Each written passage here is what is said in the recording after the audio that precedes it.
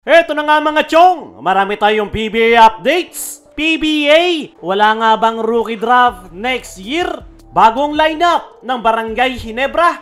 Uubra nga ba sa paparating na All Filipino Conference? Nitong mga nakaraan ay gumalaw na ang Barangay Ginebra pagdating sa pag-aayos ng kanilang lineup. Binitawan nila sa unrestricted free agency sila Von Pesumal, Paul Garcia at isa sa kanilang mga rookie na si Mario Barasi Jr. At ito na nga yung projected lineup ng Barangay Ginebra sa paparating na 50th season ng PBA. Unahin natin yung guard to wing position. Hindi po pwedeng mawala dyan itong si Scotty Thompson at RJ Abarrientos na main point guard ngayon ni Coach Tim sa kanyang kuponan. Kasama nila si Jeremiah Gray, Stephen Holt, Nards Pinto, Jason David at Maverick Ahan Misi. Tama kayo nang narinig. Nandyan pa si Maverick Ahan Misi dahil hindi nga natuloy yung trade matapos itong ilagay ng Ginebra sa trading block. Para naman sa frontcourt position,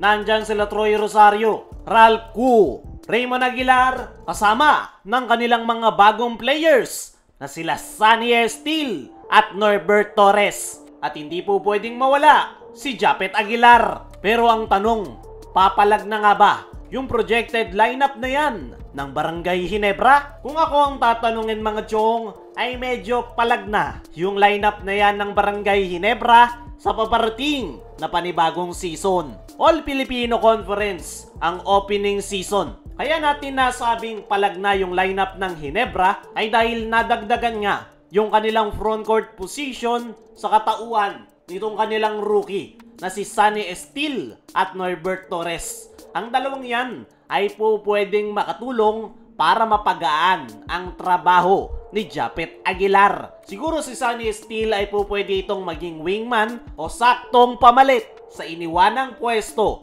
ni Jamie Malonzo. Pero ito ang real talk mga chong. Mahihirapan pa rin ang Barangay Ginebra na makuha ang kampyonato sa paparating na All Filipino Conference kung ganyan lang na lineup yung kanilang ibabandera. Dahil unang-una, hindi naman mga solid na big man yung kanilang idinagdag sa kanilang lineup. Si Estil ay more on wingman position. Si Norbert Torres naman ay kakayanin makipagsabayan pero hindi ito isang dominanteng big man na po pwede nilang masandalan every time na magi-struggle si Japet Aguilar. Sa tingin ko, poproblemahin pa rin ng Barangay Ginebra yung kanilang frontcourt position kahit nandyan si Torres at Sunny Estil. Isa pa, kung gusto ng Barangay Ginebra na makuha ang kampyonato sa paparating na All Filipino Conference ay kailangan nga nilang tapatan ang lineup ng San Miguel Beermen. SMB ang team to beat dahil sila yung defending champion at kung titignan mo yung kanilang lineup, solid, lalo na yung kanilang frontcourt position dahil nandyan ang 8-time MVP na si Junmar Fajardo, kasama niya pa ang isang dominanteng big man na si Mwala Tautua. Yan yung naging problema ng Barangay Ginebra noong makatapat nila ang San Miguel Beermen sa semis. Hirap na hirap si Japet na mag-operate sa ilalim dahil meron siyang katapat na Junmar at Mwala Tautua. At ngayon na ipinasok ng Ginebra sa eksena si Sunny Estil at Norbert Torres ay sa tingin ko hindi pa rin yan sasapat para tapatan ang Twin Tower ng San Miguel. Pero malay nyo naman, meron pang nilulutong trade ang Barangay Ginebra para kumuha ng isa pang additional big man na makakatulong sa kanilang frontcourt position. At yan ang dapat nating bantayan. Kaya mga chong, ano ang masasabi nyo sa projected lineup ng Ginebra? Kaya na ba nilang makuha ang kampyonato ngayong All Filipino o mauulit lang yung nangyari? I-comment mo lang dyan sa ibaba. Pasada naman natin ng mabilis lang. PBA, wala nga bang rookie draft next year?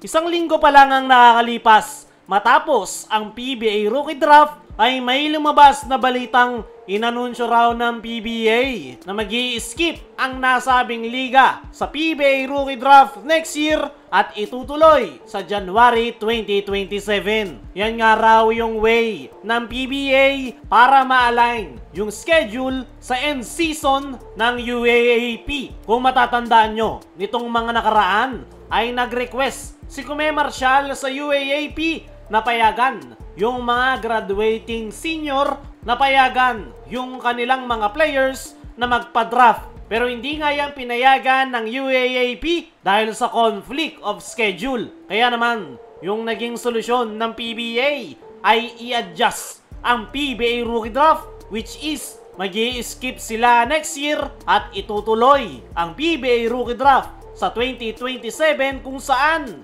itatapat nila kung kailan end season ang UAAP at NCAA. Bukod sa pagpopostpone ng PBA Rookie Draft, ay meron ding mga konting pagbabago sa rules ng PBA. Para sa akin mga chong, ay tama yung naging desisyon ng PBA na i-postpone muna ang Rookie Draft at itapat sa end season ng Collegiate Basketball League. Dahil dyan, mas maraming mag-a-apply sa PBA Rookie Draft na top prospect.